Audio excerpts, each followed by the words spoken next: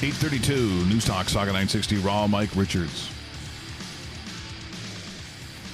When we had the podcast, Darren Frost came in. Yes, I did. And Darren Frost killed us.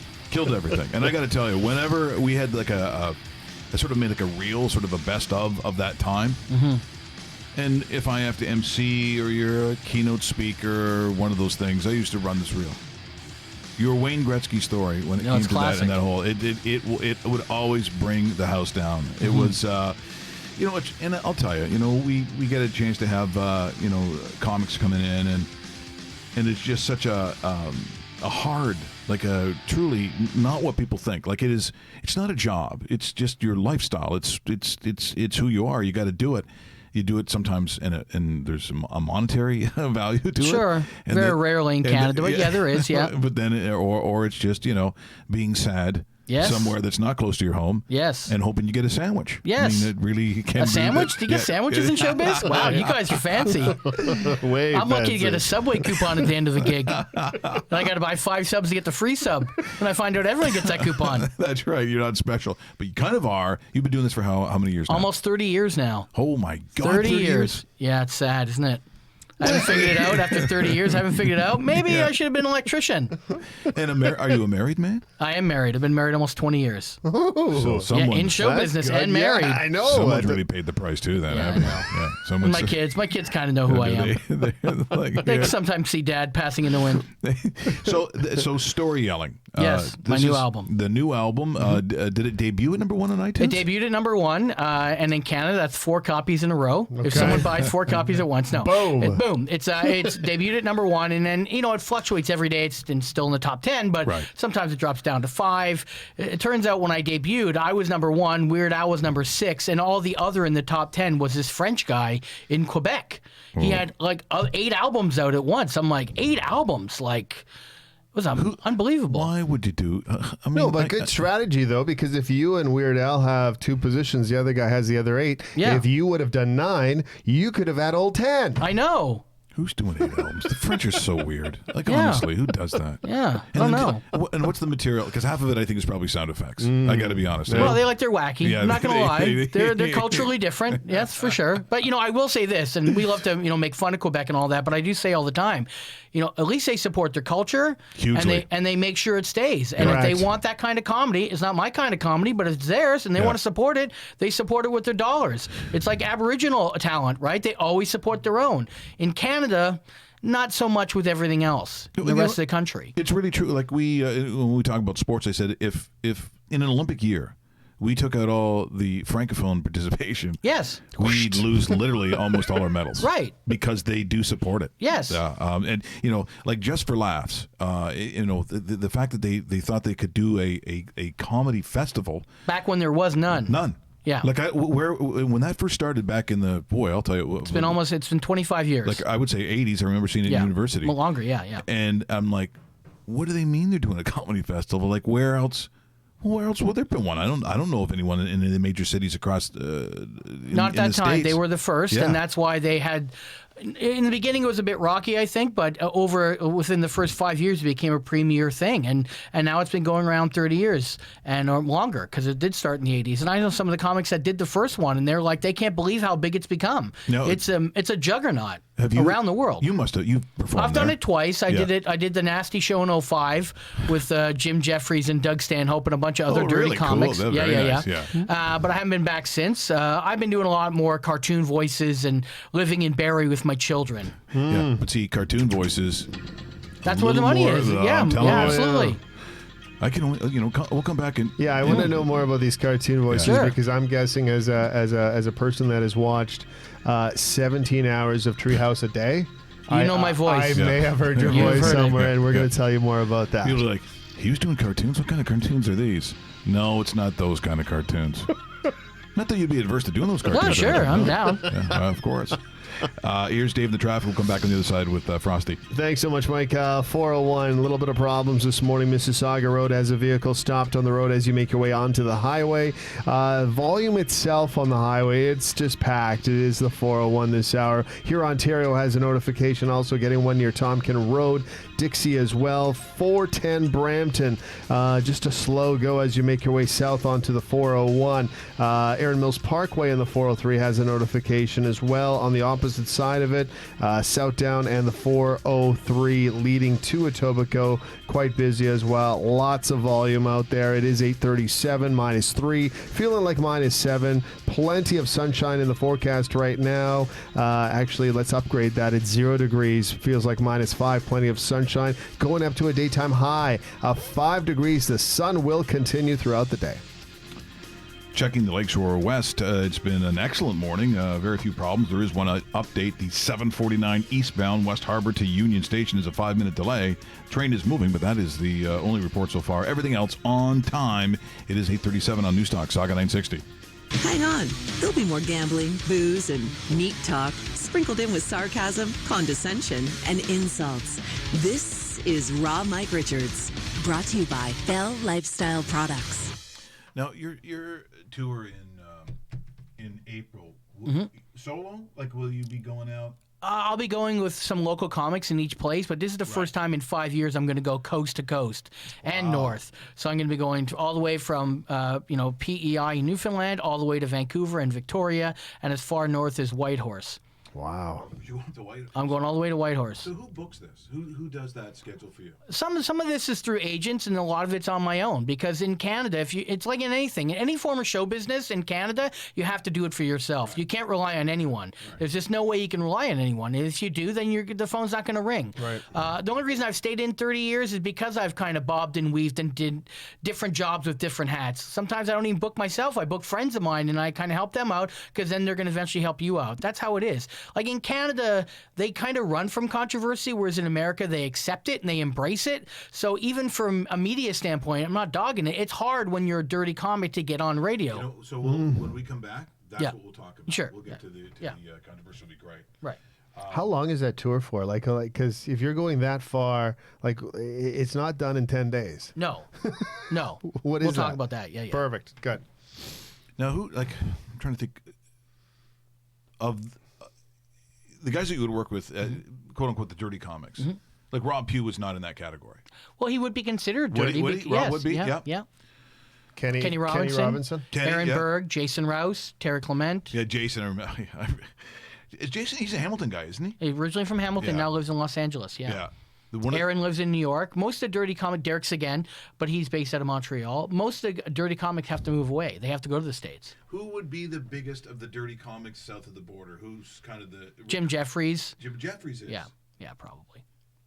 In terms of numbers that he plays to, yes. Yeah, Jim Jeffries.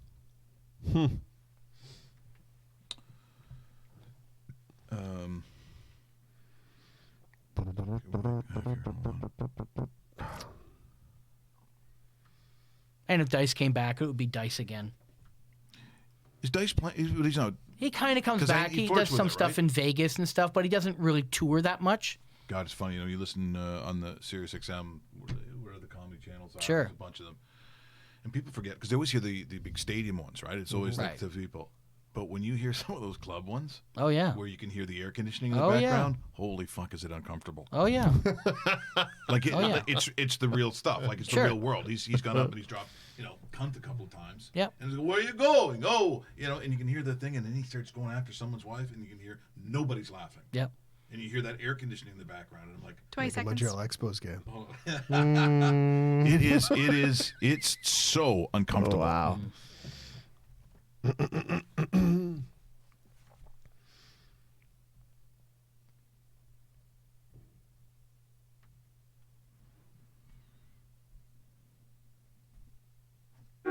The boys are back in town. You're listening to Raw Mike Richards, brought to you by Bell Lifestyle Products on Newstalk Saga 960. And now, from the Bell Lifestyle Studio, here's Mike and Dave.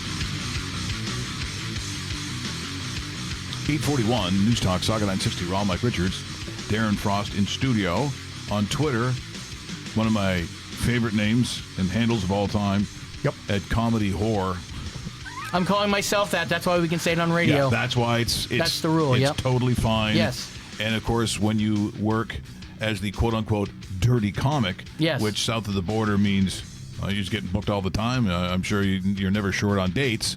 That's the dilemma. When you say that phrase in Canada, people are like, oh, I don't know about this. Yeah, in Canada, due to whatever, the media, whoever, they run from controversy. In America, they embrace it. I mean, look at Trump. Some of the people love that stuff, love the stirring of the pot. It's built on that down there. In Canada, we're friendly people, we're nice people. So it's like, we shouldn't be saying these things, but watch it on TV from America, that's what it is. So it's tough getting the word out sometimes to get people to go, hey, I know I like this. They always tell me, why didn't I hear about this? Well, it's hard. Well, it's because it is like the dirty little secret. We actually have comics that world-class comedians in that category of dirty comics. Sure, everybody knows who Jim Jeffries is and Dice, but there's world-class comedy here, and some of them had to leave. That's the other thing. It's like sports. If you want to get good, some of them have to move down to the States because there's just not an infrastructure here to celebrate it. And it's weird because you touch upon something that I think is big for a lot of us. It certainly is for me, and that is, it is almost the last bastion of free speech when you go to a comedy club. Yes. And so when I hear about people wanting to not allow a certain comic to play, I go, if we lose that battleground, right, we're done. Yes, but there is a difference between freedom of speech and freedom of consequence. That's a big difference, right? I think people should be allowed to say, I don't want to hear this. I'm not sure if this should be allowed. It's when they go one step too far. Like if they want to call the club and they say, I don't think this person should be booked there, that's up to them. That's freedom of consequence. But when they go one step farther, calling it a death threat or a bomb threat or anything like that, now you've broken past that idea of like, my freedom of speech is more important than your freedom of speech. My thing is, I always warn people. Every show I go to, there's always a warning. No refunds. You will be upset. You will be offended. That's it. Don't go to the haunted house and complain that the bad man scared you. Yeah, exactly. But there are people that have a lot of free time, and that's all they do. And I'm sure they like your show. They'll listen and just wait for something to get angry about, and then kind of scream into the wind. Yeah, wait every day for it. Yes. Here's what happened today. Stop listening. Stop watching. Right. Turn the channel. I mean, you have to be, and it's not passive when you go buy a ticket, wait for your time, see who's playing, sit in your chair. I mean, you've done a lot of stuff to sit in front of you to then turn around and go, I don't like what he says. Right, and to be in a crowd where hundreds of other people are laughing and you're not. It's one thing if you're dying and you're bombing and then someone goes, this sucks, we got to stop this. I get it. But when you're killing and there's just two people who don't dig it and they stand up and they try to stop the show, ain't happening on my watch. Not when you walk through a door that said you will be offended. You can't get upset. It's what you get offended at and what I get offended at, believe me, is two different things. I'm a degenerate. You're never going to offend me. Is it better or worse now? Is it in terms of this pushback from, and I'm not saying the majority, it's usually the vast minority, as small as you can get, that have these problems. Is it worse now? Because you talk about working as a dirty comic and trying to get a gig. Yeah. Has like, for instance, social media where you have social justice warriors all the time who seemingly have our best interests because they know. They think, Is it harder then to work as a comic because of that? In some ways it's easier because I can get the word out myself now. I don't have to rely on other people, right? But the kickback from that is you can get fired very quickly. Like, I've been fired more than hired in my career. Like, I've only been successful because of how hard I work, but I've actually been fired more often than hired because I used to do tons of commercials on air. Well, guess what? You Google my name and they're going to say, Dear Pfizer, your mascot just called me this at a comedy club. You're fired. I used to be the Listerine bottle. I was fired. That's right, too, the Listerine bottle. I forgot about that. Sure. I get it. I used to work in marketing. I get it, but it's a long jump. So hold on. They go to a comedy club. So you do your routine. Yes. And then revert it back to you as a Listerine bottle. Yes. And I say, don't get I'm that out. at all. That's brutal. God. That's happens. Brutal. Oh, my God. Get a life. I mean, I don't know 100% if I got fired for that reason from Listerine, but I know that in the future, after that actually happened with other commercials.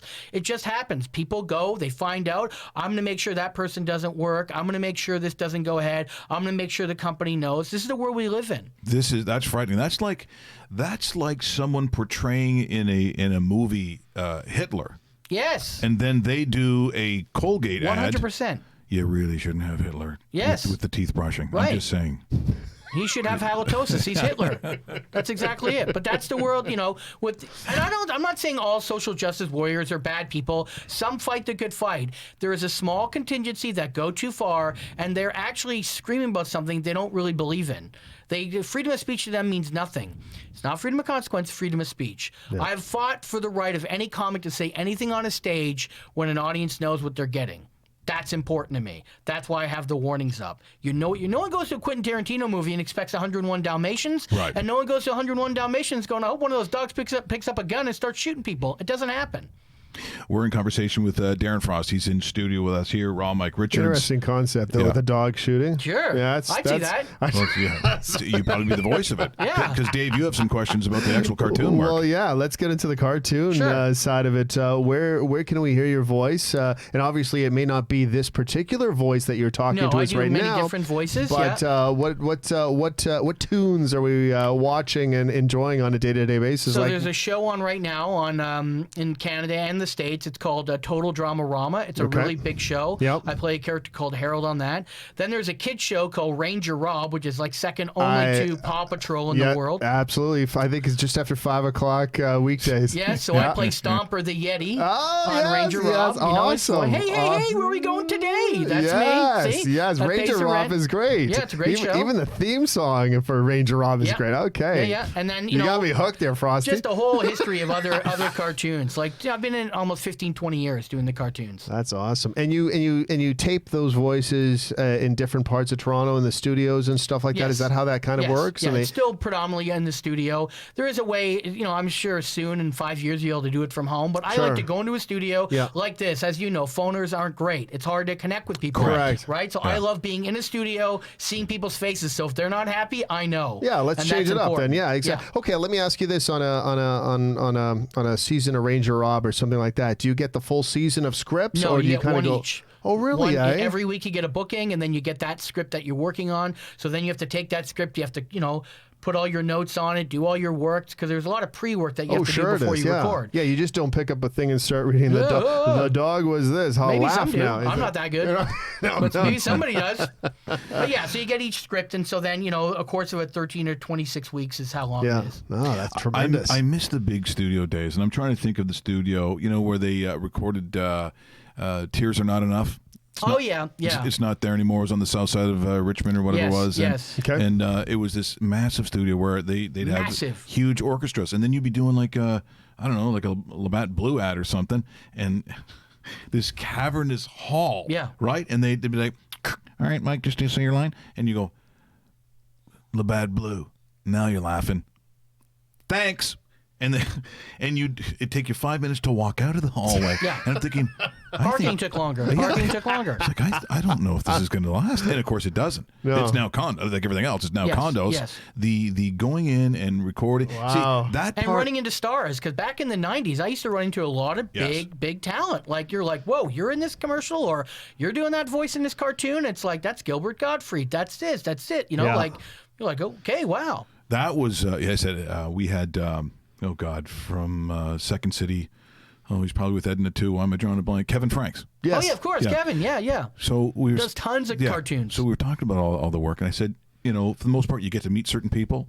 And I said, I'll always remember, I think it was only one spot, maybe audition with them, working with Kim Coates. Yes. Because it is a frightening... Yeah, he's very intense. He was like, what do you want to do with this? And it was way too close, way too close. Yep.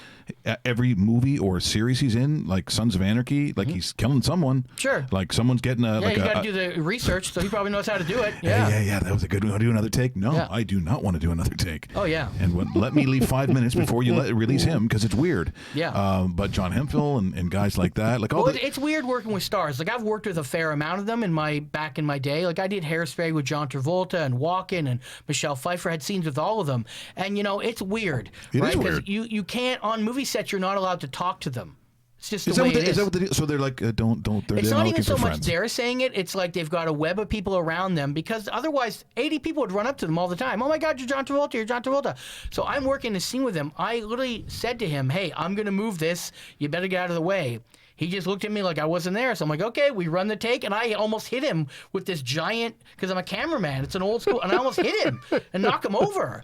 And then really, someone runs over. I go, can you tell John that I'm going to do this again? And then they walk over to John and they say it to John. And then John's like, oh, okay, fine. And like, that's the way it is. That's how it works. You know what? You want me to do this, don't you? In a second, hold that thought. But it's funny you say that, because you're talking about John Travolta, a massive actor. Yeah. It's like that at the lower levels too. sure. I've done probably 4 movies with Michael Ironside. Yes. A good Canadian actor. Great actor. Really good actor.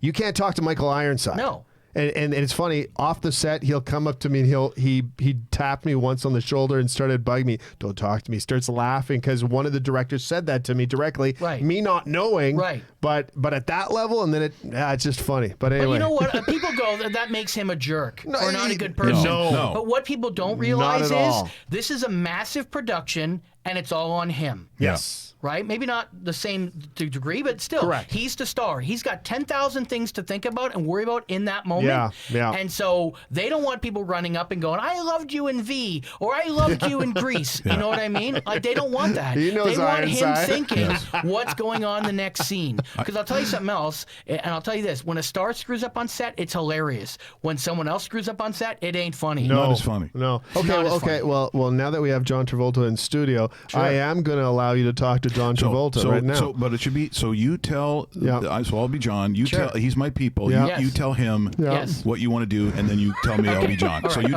tell him what you want to Okay, do. so just like the last scene, I'm going to have to pull this camera back, Yep. and Mr. Travolta is going to be in the way. He's going to have to sidestep over while I do that. John, you're going to have to sidestep when this actor here pulls the camera out of your way, so please be careful. Excuse me, who you're talking about? You're talking about that little guy over there? I am, yes. So he's telling me that I have to move from Yes. him? I'm getting triggered. Let me just say something. That little dick has no power and no say. I will say where I stand and who I stand. You tell him to bugger off. Yeah, you tell him to pull it around me. Frosty, bugger off. Yeah, okay, all right, I guess. If I want to keep this job. Are we ready to do the scene? 'Cause I'm ready. It's so funny, though, too. Star makes the mistake. Oh. Hilarious. Hilarious. Make sure you Blooper tape reel. that. And then I remember screwing up a couple different lines when I was doing an ESPN anchor. Yeah. Can we please do that again? Oh, they make you feel so uncomfortable. They make Yes. you feel like shit. Yes. Okay, but we're going to run out It's so true. We're going to run out of time here, and Yeah, people yeah. are like, okay, so you're talking about these big gigs. We're talking Yeah, about yeah, where yeah. Darren Frost is going to be. Frosty Canadian Tour. Go. It starts in April in Halifax, and it moves all the way across the country. All my dates are on my website, comedyhorror.com. And it's going to be, like I said, all the way right across. So in the fall, I go out west, and in the East Coast in April. So you're basically 2020. Is You're one doing big tour. Canada. Yes. Wow. Now, That's massive. in this area, do you have dates I have necessarily? Oshawa and Burlington coming up in the next month and a half, so go to my website and you can see I'm headlining the Yuck Yucks there in both markets. April 3rd and 4th, I believe, is Oshawa. Okay, well, you know what? Make sure you tag me I will, when this stuff with is the going dates, on, so yeah. we can get it out there, Absolutely. because we just love seeing you. It'd be great. Like this I is said, far too short. We do apologize on our bookings and it's all stuff good. like that. We I should've have fun. got I'll you come there. again. Yeah, we'd love to have you in Yeah. there. And as I said, the guys work so hard to actually do this, and as those watching on Twitch would have heard off air, is basically you got to do a lot of this stuff yourself. Yes. Because no one's going to do it for you. Yes. It's a lot of hard work. You're not getting a private plane out of this, but you're providing for your family, You're for your flying in a kids. jump seat, trust me. Would you be a good pilot? Do you think? No. No. No. Every day figuring out if I want to land this or crash. Do you think people would see the cockpit open? You'd walk out, and you think people are going, yeah, that's a great pilot. Yeah, no, I think that we made a mistake. Maybe this discount airline is really going too far with the discount. He never went to school for this. He's wearing Bermuda shorts. What is he doing? He did a couple good landings on a flight simulator. Let him have a go. I think he's been drinking. Think.